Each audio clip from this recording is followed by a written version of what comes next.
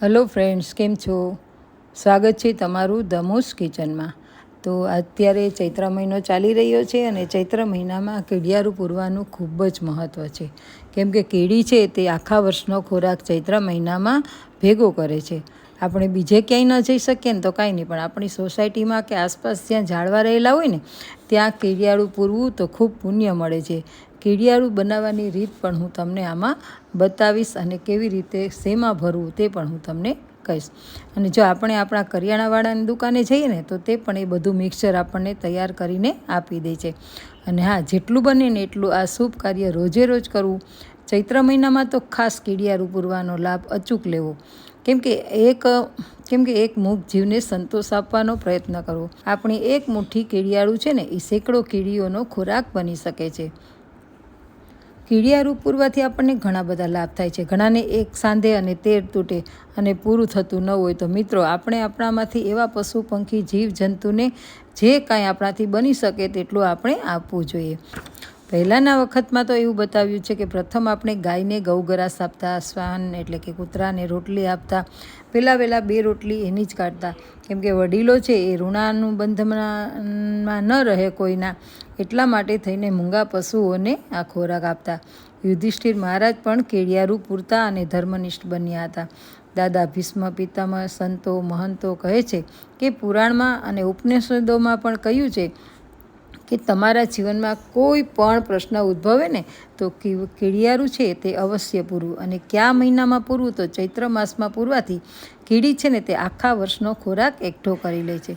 અને આપણે કેડિયારું તો કાયમ પૂરવું જ જોઈએ. અને નાના હતા ને ત્યારે અમે એક વાટકીમાં લઈ અને જતા અને સાંજે રોજ કેડિયારું પૂરતા. કેમ કે ઈશ્વરે આપણા માટે જ બધું નિર્માણ નથી કર્યું. કેમ કે ભગવાન પરમાત્માએ આપેલું ધન કોકને આપતા શીખીએ ને તો બહુ સારું. માટે કેડિયારું પૂરવાથી શુભ ફળની પ્રાપ્તિ થાય છે અને ઋણ આપણું દેવું ઓછું થાય છે. કેડિયારું જ્યાં વધુ પડતી કીડી દેખાય ને ત્યાં આગળ કેડિયારું પૂરવું. તમને ચોક્કસ કહું છું કે કેડિયારું પૂરવાથી સુખની પ્રાપ્તિ થાય છે. કીડી છે ને તે સામાજિક પ્રાણી છે. ગમે ત્યાં કોઈ પણ ભય રાખ્યા વિના એ હરીફરી શકે છે. તો પોતાના માટે અને તેના સમૂહ માટે પણ તે ભોજન છે તે એકઠો કરે છે. અથાગ પરિશ્રમ કરી અને તે જૂના જમાનાથી કીડીને કેડિયારું પૂરવાનો રિવાજ છે. કીડી 2 પ્રકારની હોય છે, લાલ કીડી અને કાળી કીડી. અને કીડીને આપણે શનિદેવનું પ્રતીક માનવામાં આવે છે.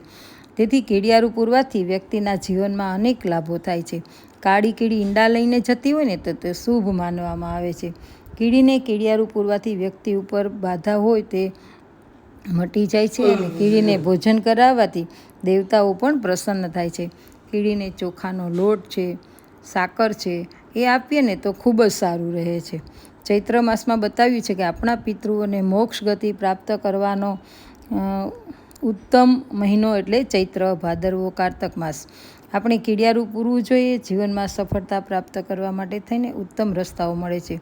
ખૂબ ધન મળે છે. પરમાત્મા કીડીને કણ અને હાથીને મણ તો આપી જ દે છે અને પછી જ તેઓ જમે છે.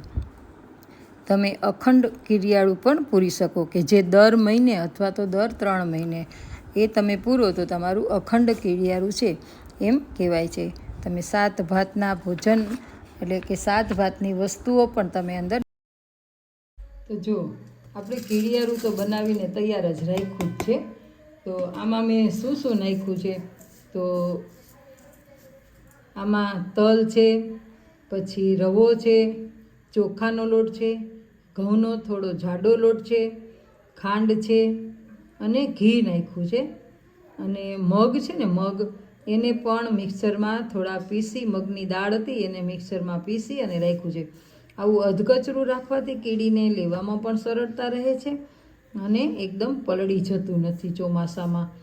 એટલે આવી રીતના મેં કેડિયારું બનાવી લીધું છે. હવે જો આપણે આવી 2 બોટલ લઈ લીધી છે. આ બોટલ છે ને એને આપણે ગેસ ચાલુ કરી અને આ ચપ્પુ છે એને આપણે તપાવશું. તપાવ્યા પછી આપણે આમાં મોટા કાણા કરી દઈશું.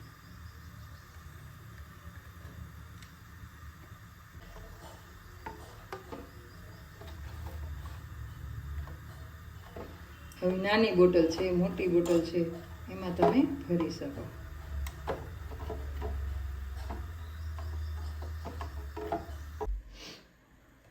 હવે આપણે આ કીડિયારું છે એ આમાં બોટલમાં ભરી દઈશું.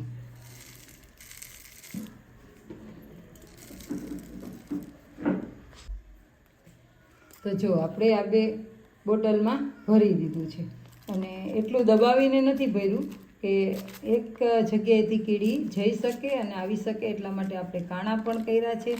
તો જો આવી રીતના કાણા છે, એમાંથી કીડી એનો ખોરાક લઈ શકે અને આખા વર્ષ માટે સ્ટોર કરી શકે. તો આ છે પુણ્યનું કામ છે, તો આપ જરૂરથી કરશો. અને વિડીયો પસંદ પડ્યો હોય તો વિડીયોને લાઇક, શેર અને સબસ્ક્રાઈબ કરી દેજો અને કીડિયારું ચૈત્ર મહિનામાં જરૂરથી પૂરજો. આવજો.